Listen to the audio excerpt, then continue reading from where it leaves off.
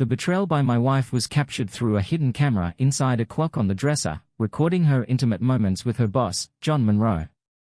This footage became my weapon in the battle against her deceit. Welcome to the Love and Betrayed Love channel. If you enjoy this story, don't forget to subscribe and give it a thumbs up. The early morning light and the song of mountain birds awoke me. I heard chipmunks darting through the camp scooping up crumbs from my camp meal. The pure morning joy I felt in nature after so many years immediately faded when today's reality reached me here at an elevation of 6,000 feet, where the air was fresh and crisp, and as I stepped out of the tent, I was struck by the grandeur of the alpine lake, surrounded by snow-capped mountains. I wanted to dig deeper into the OU's truths, clear my mind and go fishing, but I knew that today was the day I had dreaded for the past month.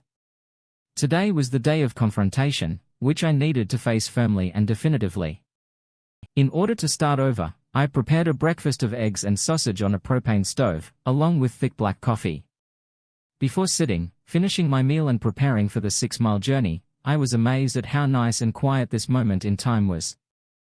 I reminded myself that sure, there is beauty and joy in life if you continue to move forward right. I knew I'd return to camping, hiking, fishing and sailing, my past hobbies, which I lay aside throughout my 23-year marriage to the love of my life. Now I'll admit that I once thought a woman to be the love of my life. I'm an optimist. I'm hoping that another one will arise eventually. The hike down was enjoyable and uneventful, and I didn't see anyone on the trail until I arrived at my parking spot. I packed my car with my gear and began driving towards the major highway. I turned on my phone after 3 days of being isolated from the network, knowing that as soon as I reached the cell coverage area, messages and emails would begin to arrive. As I pulled onto the 2-lane paved country road, I received the first beep of a message and looked down to see that it was from my 21-year-old son. Nathan and I were more than just father and son. We had become best friends and confidants, having overcome the difficulties of his stormy adolescence and emerged with respect and strong mutual affection. Nathan's statement was brief and to the point. "Dad, I love and support you. Good luck today and stay positive. Someday somewhere there will be light at the end of the tunnel." His words of encouragement moved me to tears and strengthened my commitment to complete the task at hand. The second note I opened was for my daughter, Ava, and it included a promise of support and love. "Dad, I wish I could hug you and tell you that everything will be fine. You are the best parent we could ever have and you always put us first. Now you must prioritize yourself whatever happens. Please know that Nathan and I love you and will always be at your side." Ava was always a daddy's girl, and while she was a perfect replica of my lovely wife Isabella, in her early years, Ava inherited my adventurous spirit, love of nature and a wild sense of humor. Isabella never possessed these qualities. At the very least, I was gifted with children whom I adored and respected and who would become the greatest legacy I could ever leave behind. At the end of what I hoped would be a happier and more satisfying existence, I paused to take a breather and carefully reviewed my texts, emails, voicemails and missed calls from the previous 3 days. My wife missed 10 calls.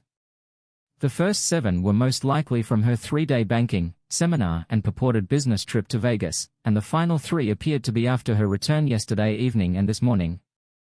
I could picture how unhappy she was when I didn't pick her up from the airport and didn't return her calls or messages. I did not bother with the voicemails. I erased them all and then went on to the incoming mass. Isabella had written to me around 20 times in the last 3 days, and I had not responded to any of them. I read through the messages and the first few declared her everlasting love for me, which I dismiss as nonsense, most likely out of guilt, and the last few were poisonous, full of rage for not answering her, not returning her calls and keeping her waiting at the airport for more than an hour before she realized I wasn't coming. Her last message to Ethan was simply WTF, everything in capital letters. How our connection had evolved over the previous few months. Although I doubt she understood it. The spark of love in me that had always burned for her had begun to die. Had she genuinely become so estranged from me during the last 4 perilous months, having lost all conscious thought about me, my sentiments and the agony in my eyes that she seemed oblivious to? Had she so quickly forgotten about her children, our family and the love we shared for so long? This might have been much more upsetting than her affair. Isabella was stunning at 44, with wonderful curves, slim legs and a bold muscular chest. She knew how to use her physique at any circumstance, whether she was flirting at a social gathering or portraying an aspiring financial expert in the trust. I was always proud to be seen with her, and I liked how men stared at her, barely suppressing their desire and avoiding their eyes. Knowing she was mine and that we were permanently entwined gave me an immense boost of self-esteem and ego as we moved past the eager watchers. I told her how beautiful and appealing she was, but she always said she was getting older and didn't feel as young, lively or seductive as she used to. I could tell it troubled her, and I attempted to reassure her that her light was becoming brighter, not dimmer, but she would just reject my compliments, saying, "You have to say that because you're my husband and you love me." However, her younger employer, John Monroe, became a fresh source of light in her life, at least sexually. I was now clearly seen as a rather dull but dependable best friend, despite the fact that we had ceased being friends. But Isabella didn't notice it either. John Monroe, the affluent vice president of the trust department, was slender, tall and so self-assured that I found him irritating when I met him a few times. But Isabella thought he was the embodiment of a terrific leader. At least that's what she claimed when we reviewed her job experience with him. But that abruptly ended 4 months ago. Looking back, I believe that was the beginning of her affair, the beginning of the end of our 23-year relationship. I shook my dismal thoughts away and turned to my phone, where I erased all of her messages with a furious snarl. Before going on to other emails, my lawyer assured me that everything was ready to go in accordance with our agreements. I also realized I had something in a private chat and opened it to read. "The person you were interested in got into major problems during a heist." When I ended the chat, everything was automatically removed. The next email I received was confirmation that my resignation from work had been accepted, my 401k and stock options had been liquidated, with the funds transferred to my new checking account. I'd be fine, at least for a few years, even if the tax bite was terrible, but I didn't care. I needed to get out. I was about to turn onto the road when the phone rang, and it was Isabella. I concluded that now was the best time to communicate, comparing it to pulling off a band-aid. It needed to be completed fast and convincingly. I brake shut off the engine and answered the phone as calmly as I could. "Hey, Isabella, what's up?" "What do you mean by what's up?" "First, where are you? Were not at the airport to pick me up, nor were you at home all night. You haven't left me a letter or returned my calls or messages since last week. What the hell, Ethan? Tell me what is going on." "Isabella, I assumed you didn't care if I answered or not, or if you saw me. I assumed you'd be relieved. I wasn't home. That way, you could gather yourself and get back into character before seeing me. The children are pals. Are they your parents? Isn't this how your double life works?" "What? Why do you say this, Ethan? What is it that I do not understand?" "Double life. You know I have to travel for work. By the way, why aren't the kids returning my calls and messages? And where is our king-size mattress from the master bedroom? Last night I had to sleep in the guest bedroom. Ethan, what the hell is going on? Where in the hell are you? Why did you leave me at the airport? I feel like I'm in the Twilight Zone, where nothing makes sense." "Isabella, you're in the Twilight Zone, the one you have pushed yourself and our entire family into." Isabella's rage and aggressive verbal onslaught subsided as her confidence weakened and her deepest fears surfaced. "What the hell does that mean? Ethan, where are you and what is going on?" "It doesn't matter where I am or where I'm going. I'm not in town." "Isabella, I was too busy last week to react to your messages and phone calls. I was preoccupied with figuring out how to move on from the most devastating betrayal of my life." Isabella hesitated and shivered when she heard the word treachery, but she remained silent and yelled, "Ethan, are you drunk? What exactly are you talking about? First and foremost, Isabella, tell me how your 3-day banking conference went. Did that jerk John have sex with you every night and morning, or only 3 nights?" When I stated this, I heard her gasp and fall silent, and she waited a few seconds to answer. "What the hell are you talking about, John? What are you saying this? I am married to you." "Isabella, you are married to me and I'm surprised you still consider this a marriage." So after 23 years of marriage, could you tell me the truth? I know you haven't showed any respect or concern for me or our family in the last few months, but now that the lies and dishonesty have been exposed, how about being honest? Isabella replied in a quivering, hushed voice. Ethan, I'm not sure what you're thinking, but you're mistaken. I only adore you. There is nothing between me and John Monroe. At the very least, you've admitted to knowing who the John in question is. For a second, I wondered if there was more than one. John. Isabella, honestly, did you think you'd never be caught, or did you simply not care? Why didn't you tell me you wanted a divorce and loved someone else? It would have been a lot easier for everyone if you had the fortitude to tell us before lying and deceiving behind our backs. Ethan, Isabella cried, and I heard her begin to sob, not even utter the term divorce. Please believe me, I only adore you. Please come home so we can discuss this. Nothing is happening. How could you believe otherwise? Isabella was clearly convinced that I lacked proof and was bluffing, so she meant to keep up the illusion. So you never slept with Monroe in our bedroom on our now missing king-size mattress? No, absolutely not. What the hell are you talking about, Isabella? Please hold on for a minute with these comments. I took out a photograph of John Monroe having sex with Isabella from behind. She seemed static and, judging by his strained countenance, he was certainly giving it his all. It was one of several photographs and movies I'd gotten from the camera hidden in plain sight inside the clock on the dresser, which I purchased a month ago. After learning about her affair, I texted Isabella the snapshot and returned to the call. Isabella, please look at the snapshot I just emailed you. Are you telling me that my darling wife isn't having sex with her boss in my bedroom on my enormous mattress without any protection? I heard her drop the phone and cry in anguish. Oh God, no, Ethan, please. This was a mistake. This happened only once. It meant nothing. It was only an affair, just the pleasure of someone younger wanting me so intensely and making me feel gorgeous and youthful again. It was a one-time thing, and I never intended to hurt you. Oh God, I'm so sorry, but Ethan, suppose Isabella, look out the window to the middle of the backyard. Do you see that pile of burnt wood, metal and ash? That's our king-size mattress. It symbolizes how you ignited our marriage on fire, how you have betrayed our family, how you have humiliated me. When did you start to hate me so much that you inflicted such pain? When did you decide you didn't care about my love or the affection of our children? When did you decide I no longer merited respect or honesty? When and why did you decide to toss us aside like morning trash? Ethan, please forgive me. I love you. I would never hate you. I want to spend my entire life with you, you. It was an accident, a dreadful mistake that only occurred once. I was being selfish. This has nothing to do with you. Please come home, Ethan, and talk to me.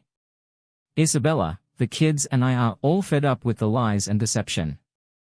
Can you please be honest with me? So that is why the kids aren't returning my calls. Ethan, did you tell them and turn them on me? How dare you, Isabella? I did nothing to turn the children against. You accomplished it all yourself, you and your creepy pal. Everything depends on you. Your selfish, egocentric attitude and desire for another man are what got you into this twilight zone and ripped our family apart, pushing everyone away from you. And no, I did not inform the children. The youngsters said I was pathetic. I never imagined you could lie, cheat on me, and so casually forsake us. At least quit lying. Now, it wasn't only once. It has been going on for at least 4 months, based on how you emotionally cut us out of your life. The saddest aspect is that you were unaware of it. You stopped talking to us and gazing at me, stopped making love with me, except for the occasional pity. Sex, you jack, disgust me. It signifies nothing. It was only sex, only once, and only a minor error in judgment after 23 years of marriage. I want you, not John. Please believe me, Isabella, please wait. I picked up the next photo from my phone. Nathan arrived home unexpectedly to get some equipment and overheard his mother and Monroe arguing. He snuck silently up to the open master bedroom door, took out his phone and took a few photos and videos. He didn't tell me for 2 weeks until he and Ava agreed. I had a right to know. They called, told me everything, and we all sobbed and felt physically terrible as we witnessed their mother's betrayal. My wife is with her employer. That was what drove me to purchase the spy camera. I also forwarded this photo to Isabella. Open your phone again. This was the first time we learned about you and your boss, so considering that you severed all emotional links with me 3 months before this photo, I'm sure you will love us throughout that period. Isabella. Nathan was the first person to discover you. He took a picture of you and Monroe having sex. What the hell do you think your son feels towards you? After witnessing his mother's betrayal. Do you realize how this pushed him away and cost you both his and Ava's respect? When they saw the images, they debated whether to tell me about your dishonest, promiscuous behavior. Do you think they have any trust or regard for you anymore? Do you realize how painful it was for them to tell me you were a cheater and how difficult it was to witness them sob, as they watched you destroy our marriage and family? Stop lying about. It just happened once that it hasn't been going on for months and that you didn't sleep with him 6 or 7 times during your most recent business trip. I am hanging up next time you lie. No, Ethan, please let me explain. I heard Isabella sobbing violently and envisioned her toppling to the floor as she understood how her lies and betrayal had devastated her family and herself. Oh God, Ethan, I'm so sorry. Please. You must forgive me. I went insane, but it's over now. It was just cheap dirty sex, and it was wonderful to be sought and secretly immersed in an illicit relationship. I felt young and desired again. However, there was no love and I never wanted to hurt you, so I am not sure how I missed that. I had no idea how far I had distanced myself from you and the kids, and I'm ashamed to admit that I'm only now waking up and seeing myself as if I were in a horror movie or a nightmare, and I hate myself for it, because I adore you. We have kids together. Oh, Ethan, please come home so I can make things right. I need to make us a family again. Isabella, there is no us.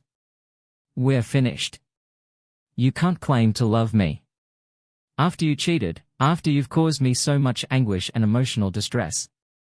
You have demonstrated that you do not respect me and care just about yourself, and because of your lies and deception, I'll never be able to trust you again. Everything we had is now polluted and suspicious. Have you been sleeping with him for several years or only the previous 4 months? How many other men were there? Do I need to conduct DNA tests on my children? Don't bother responding, since I will not believe whatever you say.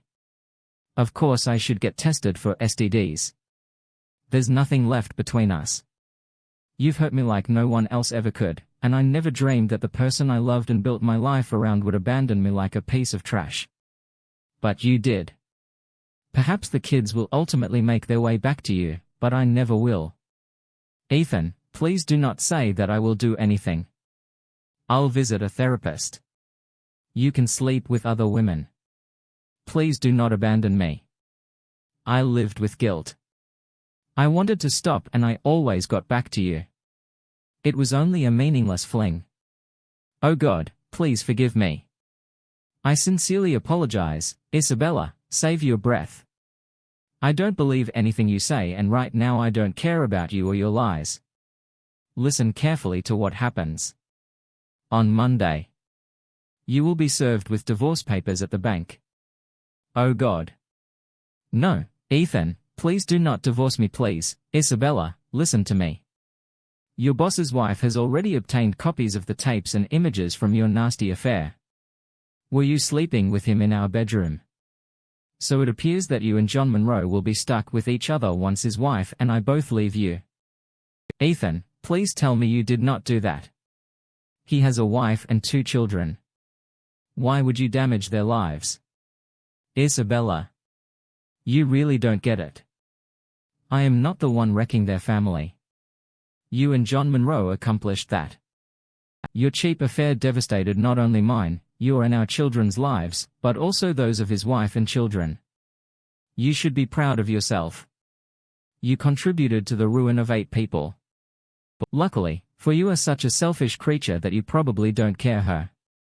Cries erupted and I could hear them over the phone, but I wasn't finished yet.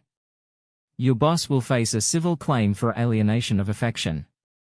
No, it will be interesting to see which hospital he is at. He apparently had some poor luck, wrong location, wrong time. I learned from a friend that Monroe was mugged at the airport parking lot and ended up in the hospital with terrible injuries. So it's difficult to predict when he'll be able to give you his magic instrument again. Stop, Ethan, stop being cruel. I do not care about him. I only want you. Please do not do this to us. Isabella, listen again. There is no us. It's difficult to predict if you and your employer will still have jobs by the end of next week, because I also sent those images to the president and board members of Commerce Bank in the United States, along with a complaint for alienation of affection and sexual harassment. If they wish to settle, I'll strive to keep you employed, but I will insist that they fire him for cause. No, Ethan, no. Do you really dislike me, Isabella? You demonstrated your disdain for me through betrayal, deceit and disrespect. You plucked my love for you out of my soul. I'm just trying to reclaim my self-esteem before our lives go different paths. Isabella was crying so hard and uttering screams of astonishment and denial that I wasn't sure if she could hear me. I suppressed my rage and felt grief and guilt for putting her through this, because I knew I still loved her, despite my hatred. It was a very unsettling combination of feelings that ripped at my soul, but generally I was resolved to exact retribution and profoundly punish her for what she had done to me. Isabella.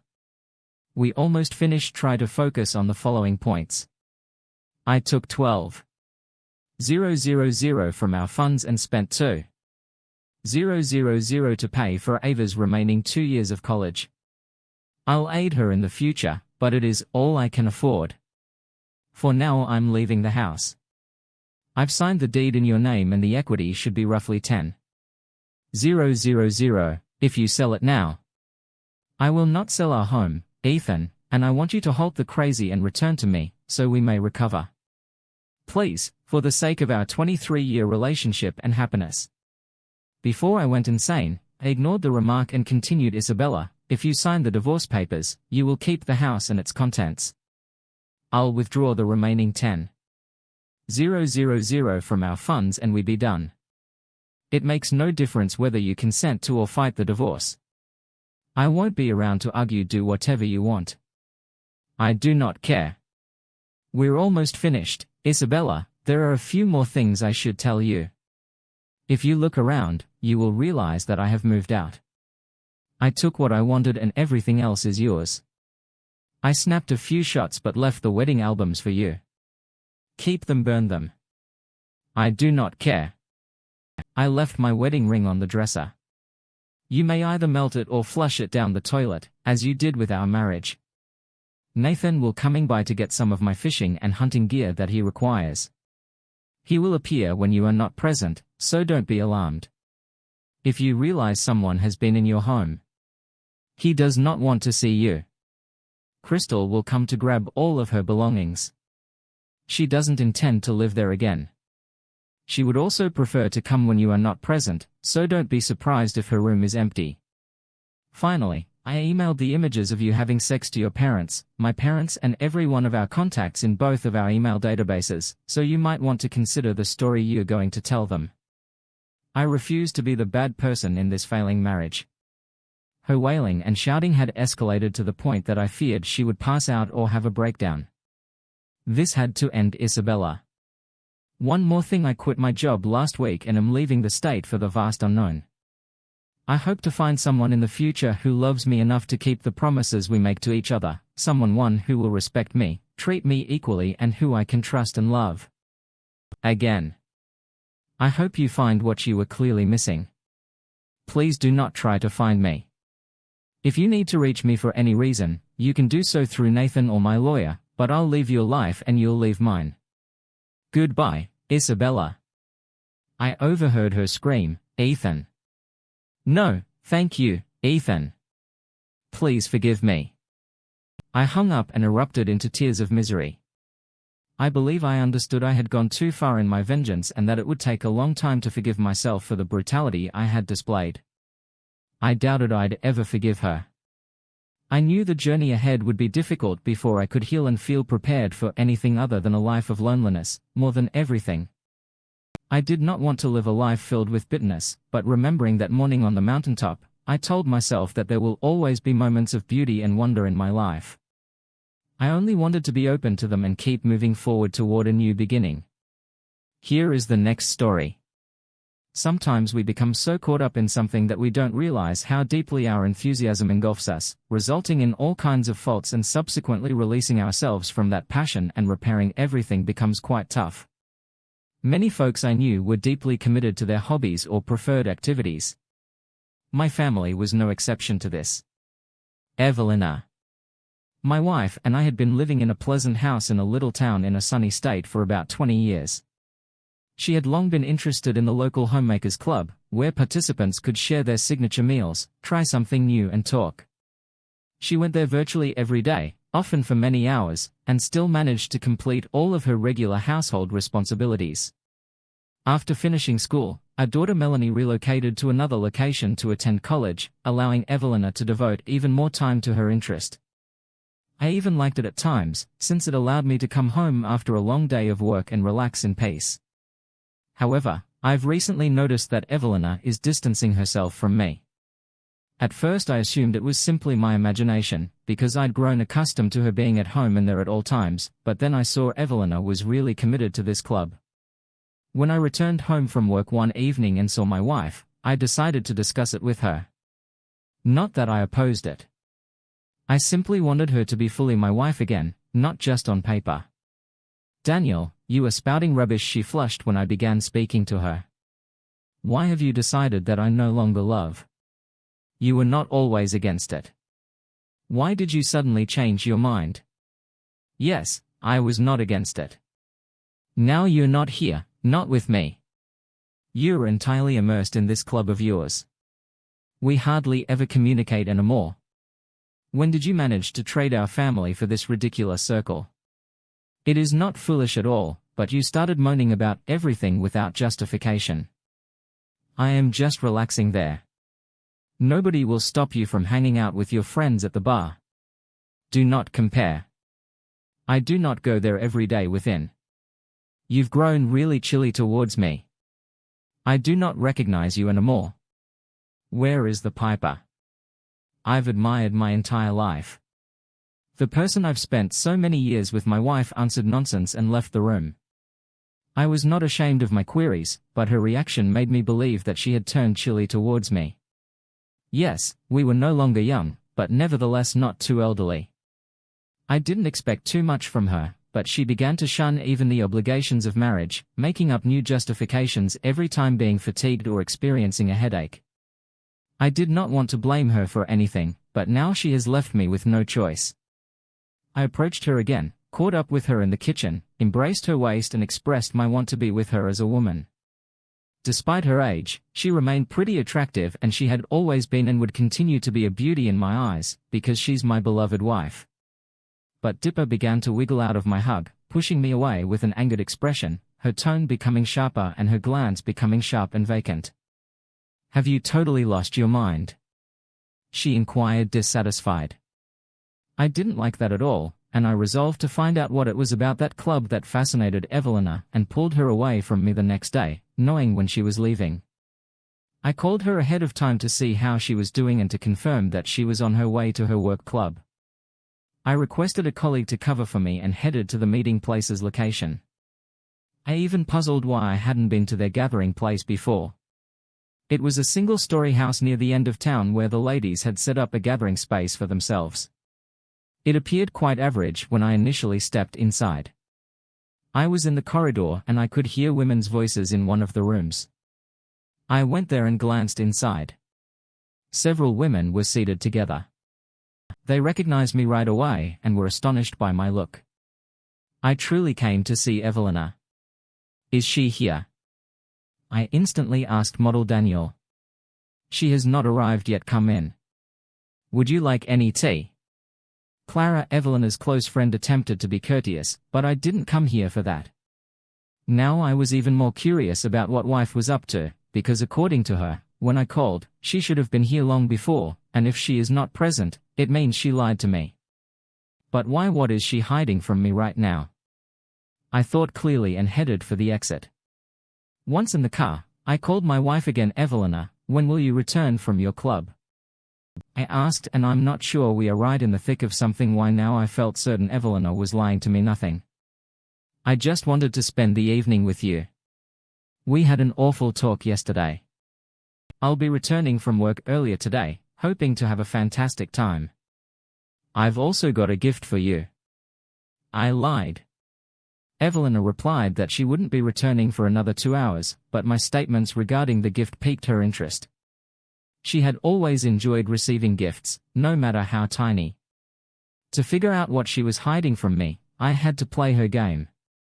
I stopped by a store, bought a trinket, and went home. At first, I considered asking her directly where she had been and what she was hiding from me.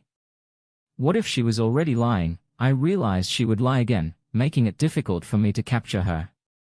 I had to act as if I knew nothing and had no suspicions. When you returned at the scheduled time, I welcomed her pleasantly, and she immediately began inquiring what gift I had planned for her, and I gave her an inexpensive brooch in the shape of a sparkling butterfly. However, Evelina did not express her typical delight this time, despite accepting the present. It appeared quite basic to her, as she remarked to me when I suggested you would appreciate it. You always drawn to the smallest details. I said yes, that was before. You will no longer delight me with cheap jewels. You may have noticed it yourself. I tried to fix the problem with hugs, but Evelina said she was weary again. I began to ask her how her day went, and she began to tell me that it was quite dull and they had only compared recipes. I glanced at her and saw how she blatantly lied to me without feeling embarrassed. Later, when Evelina went into the kitchen to start dinner, I reflected on all that had happened and tried to piece together a coherent image. Aside from the reality that she may have another man, I could not think of anything else. I can't say I felt envious, but I hadn't observed anything like this about her in years, and I was confident in her genuine love for me. But everything had changed, which astonished me. Why has someone shown up in her life right now? When will she no longer be so young? Whatever the case, I suspected the worst and planned to go to any length to find out what she was hiding. I took a few days off from work, but still left the house. I didn't want my wife to find out I planned to follow her. That's what I did while she began preparing for her so-called club. I'm hoping I can immediately follow her to where she's going now, rather than the club. However, for the first 2 days, she stuck to her route and met with other housewives, and I started making assumptions, thinking that Evelina was arranging a surprise for our next anniversary and didn't want to give herself away. I was going to forsake my plan because of this thinking, but on the third occasion I spotted Evelina driving in an entirely other direction. I followed her for several kilometers until her car came to a stop in one of the alleys. Then I noticed as she gradually approached one of the houses and got something from her pocketbook. It appeared. She was preparing to open the door with her own key. Now I had additional questions when Evelina entered. I approached the home trying to peek through the window and see what was going on inside. Fortunately, the windows were entirely covered, so I could see something until the last minute. I hope my assumptions were incorrect and that my wife's behavior had a totally legitimate explanation, but what I witnessed subsequently turned my entire life upside down through the window. I saw a person whose face I couldn't make out, holding Evelina closely, and she didn't protest. On the contrary, she appeared to be loving it, arching her back and hugging him. In that instant I felt as if I had been lit on fire and then drenched with ice water. I couldn't sit there any longer. While my wife embarrassed me into marriage, I found myself at the door, which swung open violently as I pushed it, causing a few splinters to fly. Then I went to where I saw my wife and her lover. They could hear me the moment I walked in. Evelina, on the other hand, had not been able to put her blouse back on after the guy had taken it from her, and she only gazed at me terrified. "So is this the type of club you have?" I growled furiously at her. You are such a, and who the heck are you? I didn't hold back and went straight for him. I had no idea who he was. I saw him for the first time, but it was enough that he approached my wife, even if he was bigger than me. I managed to knock him down and we ended up on the ground. I wasn't going to let him off easy, so I started landing strikes anywhere I could. Evelina grabbed her blouse in terror and rushed from the home. I did not chase her. I was not in the mood for that moment. I was fighting the guy she favored over me, which hurt a lot. But that pain motivated me and gave me strength, even though I took a few hits myself. When we both grew tired, the combat began to slow down. That's when he decided to talk. Who in the heck are you? Burst in like a maniac. Who I am. Evelina's hubby. Don't pretend. You didn't know. At first I assumed he was acting dumb. He recoiled, bracing himself against the table to avoid falling. Then he leaned in closer to me and continued speaking honestly. Guy, this is the first time I've heard that she is married, although we'd been seeing one another for a while. Those remarks infuriated me once more and I struck him as hard as I could, but now he didn't resist, only asked me to stop. I wasn't sure if I should believe him, but his remarks seemed compelling, and then, when I sat down, he told me that he'd been in town for a few months, came for his grandfather's funeral and chose to stay a while to complete some repairs on the property before selling it. Evelina knew this person was only passing through town, but why did she still choose to have a romance with him? What did she hope for? He did not appear to be extremely affluent and the house was quite average. I left him alone, warning him not to come near my wife again or next time. I'd just murder him. I went home planning to have a serious chat with my wife. I hoped she would have the conscience to return home rather than go elsewhere. When I came up to my yard, I noticed her car had already been parked beside the garage.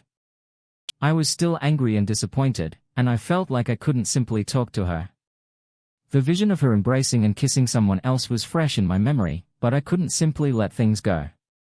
Trying to maintain my composure, I entered the home. Evelina sat on the couch, ashamed, staring at the floor. She just turned to me as I entered the room. I desperately wanted to grab her and push her into the couch, then give her a piece of my mind, but for the time being I refrained. As I approached her, I noticed she was shivering in terror and expecting a hit from me. I sat across from her and glared furiously why I said, and she cringed, unsure how to respond and merely looking at me with remorse. Then I remembered my patience with the snap and requested again, but this time I shouted loudly. Evelina became even more terrified, began crying and said she was not to blame. Then he seduced her and she was simply the victim. I knew she was lying to me again to get away with it, but I no longer believed her. She has repeatedly lied to me. I simply couldn't trust her anymore. I approached her, grabbed her hair and she turned to face me, leaning over. You lying. Do you think I'll believe you now? If you don't want to, you would not have gone with him. Now I'm asking you why you're with him. Please answer me. I swung at her but did not hit her. I hoped it would simply help her reveal the truth. Now she flinched again, covering her face with her hands, and then realized there had been no blow. She looked up at me and spoke with trembling lips. I am sorry, Daniel, it was merely a disagreement with my friends. You were not supposed to find out anything. Her response killed me. It was the most ludicrous thing I've ever heard. I wanted to punch her in her lying mouth, but I couldn't. Perhaps because she is a lady, perhaps because I was accustomed to her and we had a daughter, or maybe you're already scared.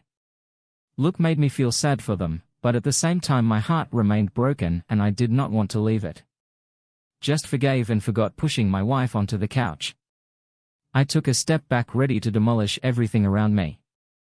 Anger and pain swirled inside, desperate to be free. I knew that if I exploded right there and then the repercussions would be disastrous.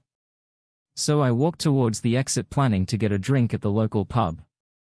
However, in order to vent my fury, I angrily swept a trinket box from the table. I had a couple drinks before recognizing it wasn't helping. It only dulled my motions slightly, but the beast inside continued to howl, so I stepped outdoors for fresh air, hoping that someone would irritate me, someone I could vent my frustrations on. I stood there and no one pushed me into a battle. Only an older gentleman came up for a smoke standing aside. It began to rain, but I stayed put soaking wet. Sad thoughts raced through my mind and I hoped the rain would wash them away.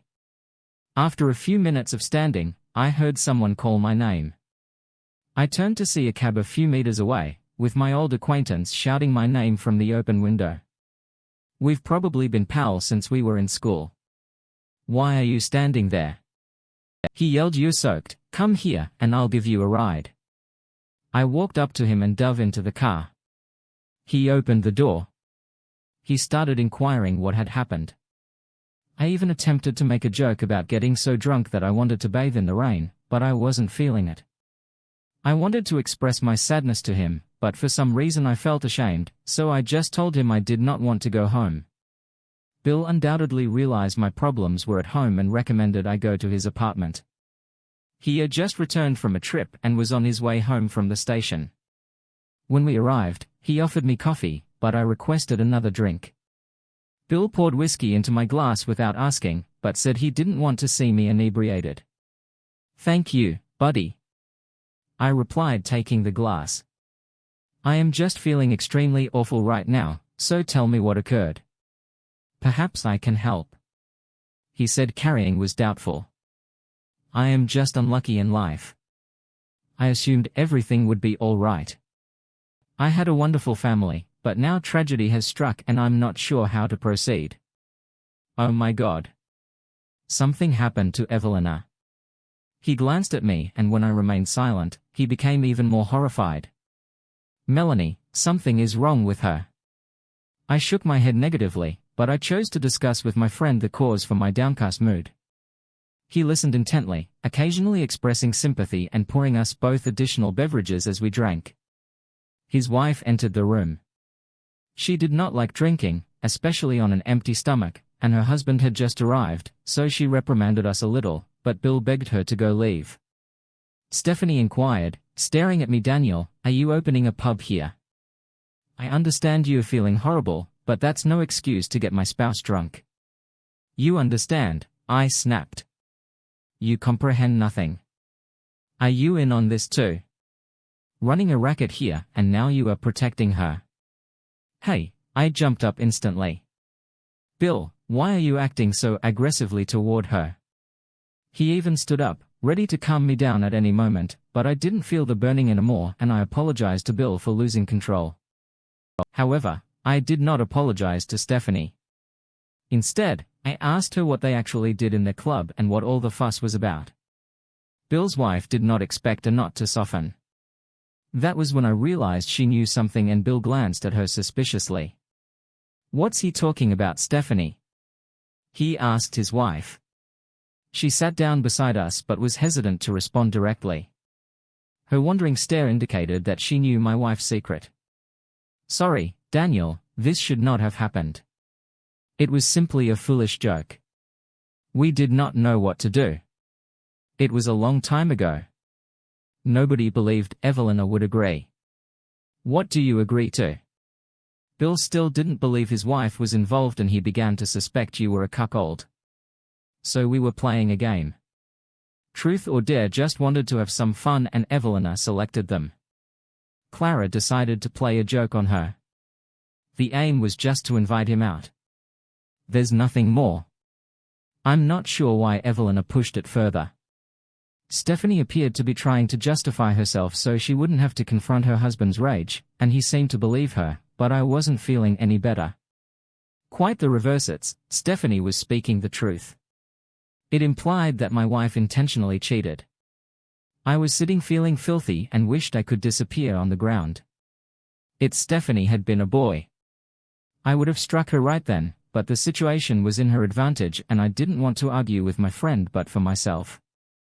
I decided to rip that blasted club apart. I thanked my friend for his support and bid him farewell before calling a taxi to take me home, but he only allowed me go after I vowed not to do anything dumb. Of course I lied to him simply to get him off my back, but I also knew I needed to act not foolishly or in a fit of rage, but rather construct a reasonable plan that would allow me to punish all those responsible for my agony. When I got home, I discovered my wife crying on the couch in the living room. It appears she hasn't moved since I left the house. "Do you see me?" She raced to me pleading for forgiveness once more. "Get away from me." I pushed her aside and went to the kitchen. Now I wanted her to feel like I felt I treated her harshly, just as she had treated me. In addition, I wanted to tell her to sleep in another room, but the bed smelt like her, so I chose to move myself. I even pondered having an affair, just to make Evelina understand how I felt, but at the time I didn't desire any kind of connection. I couldn't sleep at night thinking about my next actions, knowing it would be difficult to do it alone. So I decided to talk to Bill, hoping for his assistance. After all, his wife was a member of the club, albeit she did not come as frequently as Evelina. I stayed at home the next morning after breakfast and contacted Bill to request a meeting, but he was at work and could only meet in the evening. I also asked if he could learn more about the man my wife received. I did not know his name, so I gave Bill his address. Bill didn't make any promises, but he said he'd see what he could do and warned me not to do anything. "Dumb, okay, bro." I said to him, "Simply do what I ask." Evelina entered the room as soon as I ended the call. She didn't appear particularly appealing, as if she hadn't slept all night. What I questioned, staring down at her, she didn't respond, just went to the table where her handbag was. I noticed she was going somewhere and blocked her route. "Let me go. I need to go to the supermarket. We are missing something for lunch. There's no sign of the innocent lamb she was yesterday. Go to the store or after your lover. Has he become so precious to you? What did you find in him? What were you missing?" I took her hand and gripped it strongly. "You would not comprehend. We love each other." She responded fast and then covered her mouth as if she had said too much. All of my wrath from the day before returned. I'd barely held it together, and now she's tearing all the threads apart again. Love, I couldn't help but hit her. I wanted to drive her out of the house and never see that traitor again, but the moment I opened my mouth, she broke away, grabbed her bag and dashed out of the home, casting an angry look at me. I felt as if the entire universe had conspired against me. I suspected she had run to him and I couldn't stay still any longer. I immediately prepared and was on my way to the house where her lover lived. I figured I'd catch her there and settle things with both of them, but when I came she was not present. The house was totally empty. I called, pounded on the door and looked through all the windows. However, there was no trace of anyone, not sure what to do. I sat on the curb and called Bill again. He responded that he discovered something based on the information I provided him. Bill stated that this person's name is Mason Makers and he has come here to sell his late grandfather's house. However, on the eve of the day when the purchasers were expected to arrive, he quickly changed his mind and chose to move into this house himself. His reasons were unknown, but he also stated that Mason is not currently married but is quite fond of ladies. He even fell silent for a little while. Perhaps he assumed that his wife had fallen into the trickster's clutches. Listening to my friend, I decided to wait till Mason arrived home, knowing that Evelina would be with him. "Park your automobile a little further away." I watched his house, but I had to wait a long time. Bill called me again a little later, saying he remembered his detective friend and decided to attempt to acquire some additional information from him. Among other things, it includes Mason's workplace and city of residence. Bill also told me something fascinating. It turns out that Mason occasionally dealt in various antiques or valuables. Where he got them is unknown to everyone, but there were reports that he obtained them illegally by visiting ancient houses or just coaxing them from lonely elderly ladies, but this had yet to be confirmed. If that's the case, what exactly did he forget in our town? Then it turns out that I knew his granddad, but to indicate he held any valuables, I decided to question Mason about it when he appeared, simply out of curiosity, but I waited until the dark and no one approached his house. After sitting for so long, my body felt rigid and I was about to walk home thinking Mason had probably run away after a disagreement. Looking at the clock, I realized it was time to meet Bill, so I went to the bar where we had agreed to meet. The friend did not keep me waiting long and we were soon discussing this topic. Marv informed me he's been interested in this person for a long time. Bill remarked of his detective pals several years ago. He even began investigating a case involving himself, but he was unsuccessful. Mason vanished. It vanished from the city and was eventually forgotten, and now he wants to come back here and deal with it again. So do you believe you'll discover anything about him besides snatching other men's wives? Hek unlikely to find anything, I said skeptically. You're underestimating him. Marv has cracked. There are many examples, and if he has made a decision, it is worthwhile, and you made up with Evelina. Oh, I sighed deeply. I'm not even sure if it is possible now. She left just today. Bill glanced at me quizzically. She just left and she had no regrets about what transpired. I continued. I'm not even sure where she is anymore. She thought she went to see him, but he was not there. Don't worry, Marvel, come tomorrow and we'll work it all out. We sat with a friend, drank a couple more beers and then returned home after speaking with my friend. I felt a little lighter inside, but the sorrow from my wife's treachery did not go away. I was preparing to accept that her marriage had ended and that I would never see her again. But when I arrived home, she was cooking something in the kitchen. I was surprised she was still at home, as did the lover not welcome you. I sarcastically asked. I was not with him. I told you I needed to go to the store. She said dry, but I didn't even believe that. Maybe she just had a disagreement with Mason, or he took my advice and decided not to see her anymore. So she returned, since there was nowhere else to go. Without uttering another word to her, I went into my room. I did not even want to eat dinner with her. The next morning was more tranquil, but a few hours later Bill called and requested a meeting, stating that Marv had arrived and wanted to speak with me at the meeting. I didn't tell him anything new that I hadn't told Bill already. Marv listened to me intently and wrote something down on his notepad, seeming pensive. Then he shared some facts with us, which I found intriguing. It turns out that the old lady after whom the empty house was named and in which our wives eventually established their club, came from a noble family but lived her entire life as a recluse, never exposing her true origins, and according to Marv, there should be a few treasures someplace in her home. Mason appears to have been after them, and in order to get closer to this house, he became acquainted with one of the players. I mentioned that the premise was intriguing, but how to prove it was true. Then Marv recommended heading straight there. This was a day off from meetings and there was just one woman in the club taking her turn cleaning. Evelina had her turn today. She told me that when she left in the morning. I decided it was a good opportunity to find out once and for all whether my wife had gone for him, because if that was the case, he would undoubtedly be in the house. I didn't care about the story with the jewels and I didn't believe it all, but without much consideration we went there. Parking is nearby. We walked up. The door was locked from the inside, but Marv possessed more than just the ability to solve crimes. He removed a pick from his pocket and used it. When we entered, the house was quiet. Moving forward, I almost assumed there was no one here at all. Evelina had just fled for another rendezvous with Mason. However, as we reached the next room, I discovered her bound to a chair and unconscious. Marv ran to her and, with a few movements, brought her back to consciousness. She stared at us as if she was intoxicated and had trouble comprehending what was occurring, but she eventually confessed that Mason had treated her like we, all the while asking where this cash was, but she had no idea what he meant.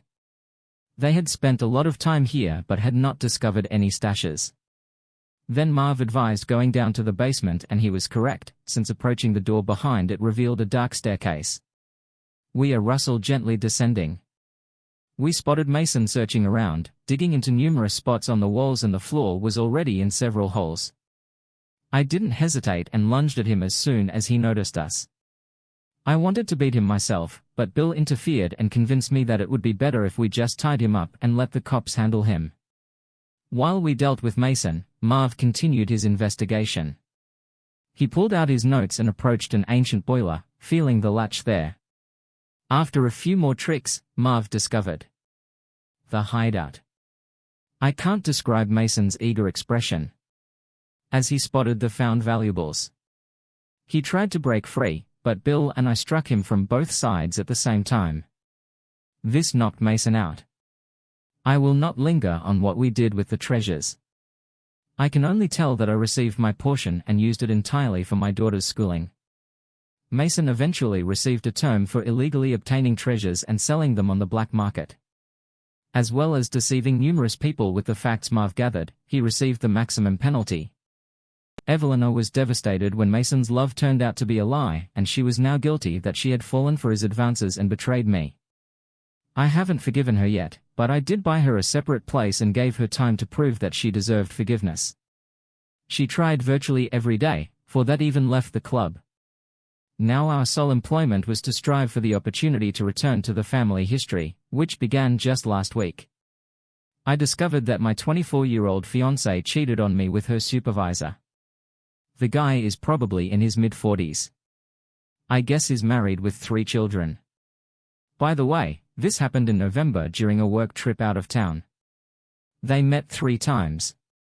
If you can believe that. How do I get this information?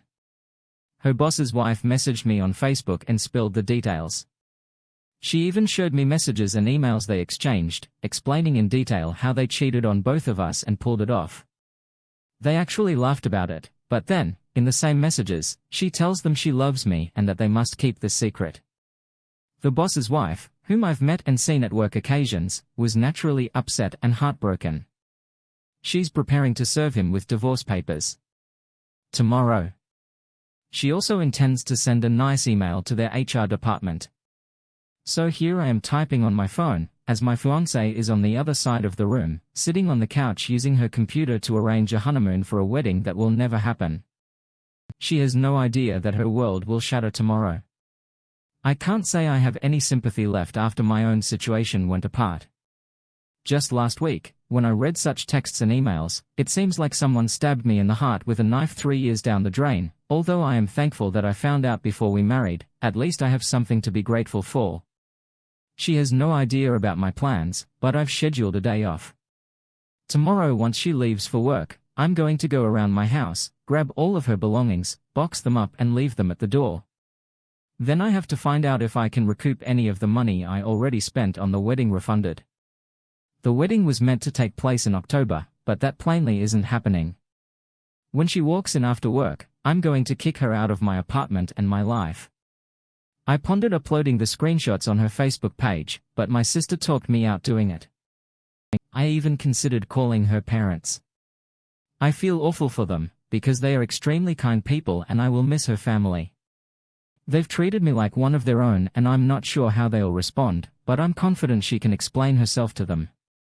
I do not want to hear her explanations or lies at this moment. All I want is for her to leave my life so I can figure out what to do next. Holy smokes. I can't believe how much attention this has gotten. The bomb was undoubtedly detonated at 8:00 p.m. My phone would go crazy, with her calls each followed by a voicemail. I immediately understood what was going on. I immediately called my sister to tell her the truth. She encouraged me to stay strong and offered to come over and keep me company if I needed. So that's exactly what she is doing. Then I had a really unpleasant conversation on the phone with my exes. Mother crazy. I'm now coping with an ex. It was difficult because this person had done nothing to deserve the harm. I could hear her voice. Her entire family was present. From the beginning. They treated me like treasure. I tried to politely explain the situation to her mother, telling her that I simply cannot forgive this mess and that I will be asking my ex to leave. Despite being outraged, her mother appeared to understand why I felt this way. She even proposed stopping by my house to help my ex gather her belongings. Not a bad idea, I suppose. Next, I texted a few of my closest friends to let them know what was going on. My phone has been exploding up with messages from them ever since, but I've told them I'll get back to them as soon as possible. But right now I'm completely overwhelmed by it all. I reviewed one of my ex's voicemails and it sounded exactly like her crying and begging me to contact her because we really need to discuss. I called her and got no answer, so I started sending her texts as soon as I did. She quickly returned my call. She went through this entire apologetic act. Why did I need to go and call her mother? She questioned why I had brought other individuals into this turmoil. I completely lost my cool. I questioned her directly how she thought I was feeling about having to go get examined for STDs after my own fiancé cheated on me. Can you fathom how embarrassing this is? At least she didn't try to deny what she had done. I informed her she needed to come by this afternoon to pick up her belongings from my apartment, and now we're officially finished. She claimed we'd have a more in-depth conversation later, but I cut her off quickly and told her there wasn't much else to talk about, is there? I also questioned her about how she and this guy could badmouth me in front of his own wife, like they were laughing about how she acquired weight after having 3 children. It's simply heartless, especially since the poor woman deserved none of this. I certainly didn't deserve it either. I further pointed out that she shouldn't even consider using the excuse of feeling pushed, because the person is her boss. Her texts make it plain that she was more than willing to go along with everything. I believe she has a meeting with HR at her workplace today and the entire office is buzzing about their small incident. I have no sympathy for either of them at this point. I'm already emotionally exhausted and it's not quite 10:00 a.m. where I am, so once she finishes her chat, I'm guessing she'll come over here to pick up her stuff. I'm praying things go smoothly. My sister is expected to arrive and I'm hoping her mother will join us. The landlord says she'll be around too and will change the locks for me. Hopefully that will occur either this afternoon or tomorrow. I realize this seems like a rambling message, but I was trying to remember everything I said and my mind is racing right now. She out of here. She did come over with her mother and best friend, and my sister was also. There was no shouting or arguing. She requested if we could talk alone, but I told her it wouldn't be a good idea if she expressed what she needed to say via text messages to her partner.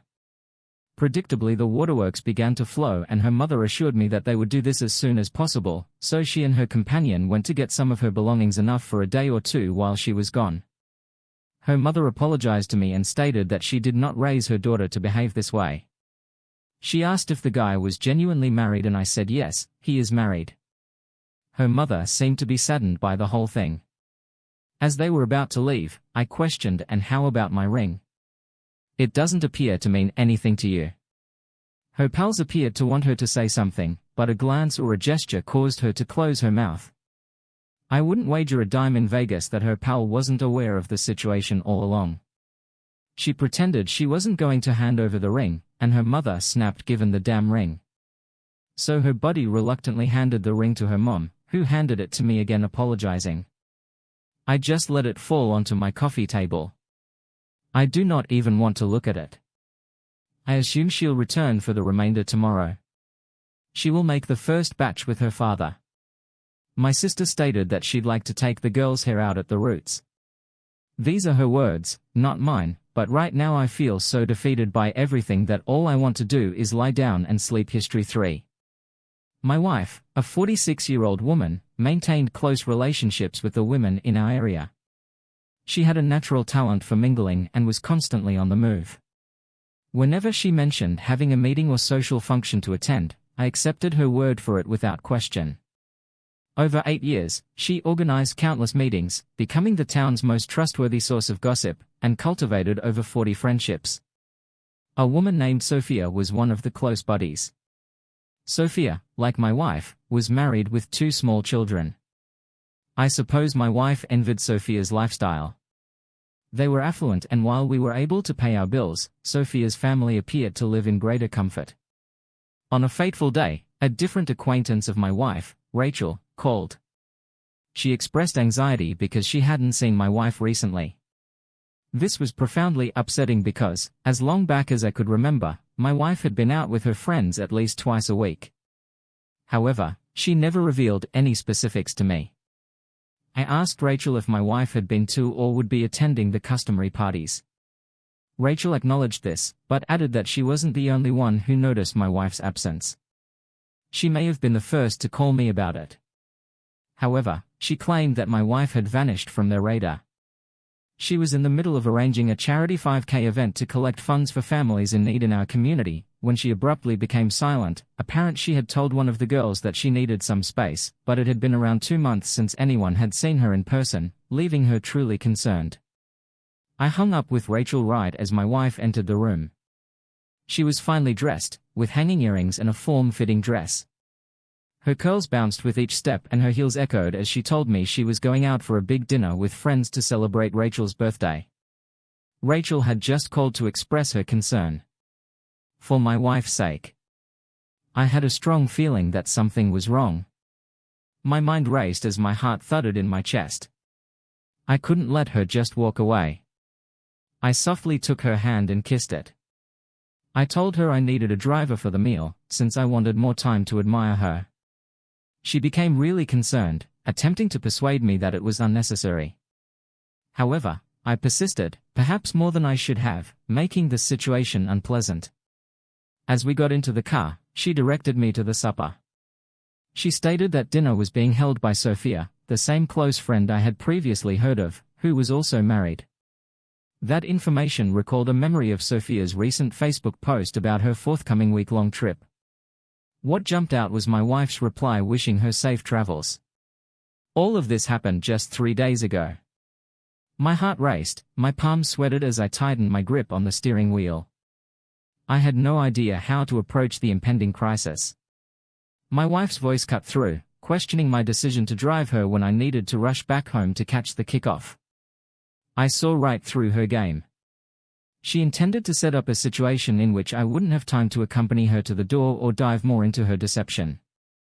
I joked with her saying that I didn't have to catch it since one of the players would. She appeared uneasy, hesitant to confess she felt ill. I couldn't attend because it was a women-only dinner. My rage intensified. Her words seemed far too suspicious.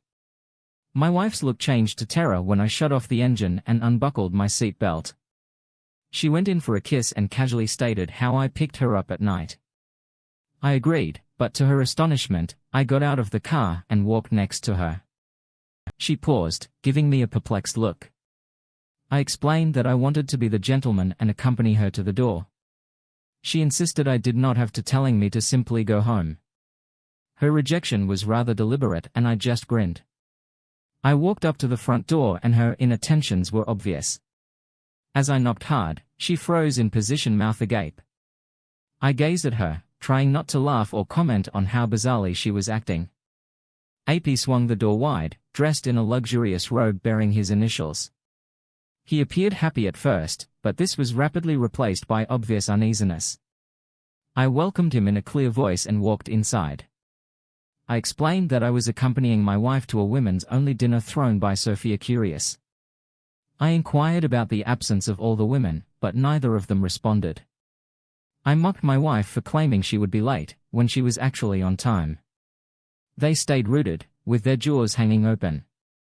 I directed their attention to the two-person dining table repeat with poured wine glasses and they exchanged puzzled looks. His face began to grow scarlet, but he kept his lips tight and spoke in a faint voice. My wife stated that the daughters were running late. I responded loudly, "Is this so?" and questioned about Sophia's location. There was a little hush before my wife mentioned that Sophia had dashed to the store for something she was attempting to conceal, but he was clearly annoyed. He simply stated that playing games was fruitless and I saw through their lies. He stated that they had been caught. The charade was over.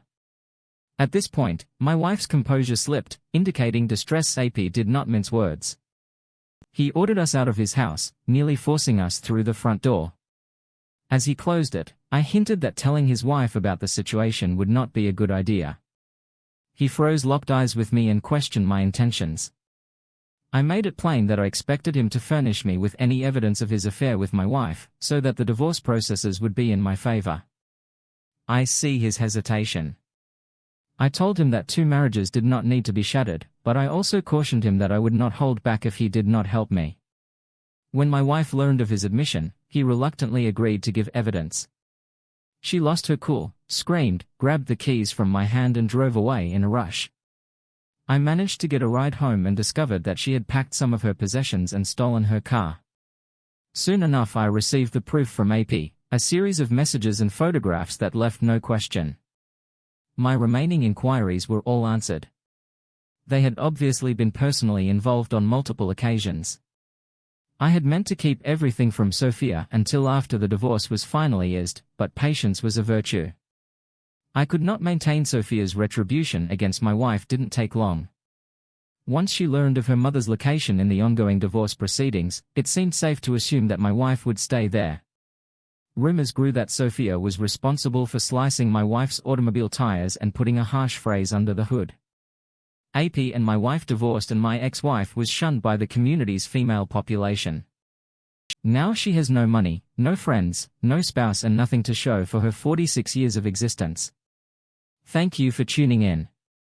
If you enjoyed this episode of the story, please give it a like, and don't forget to subscribe to get notifications for updates.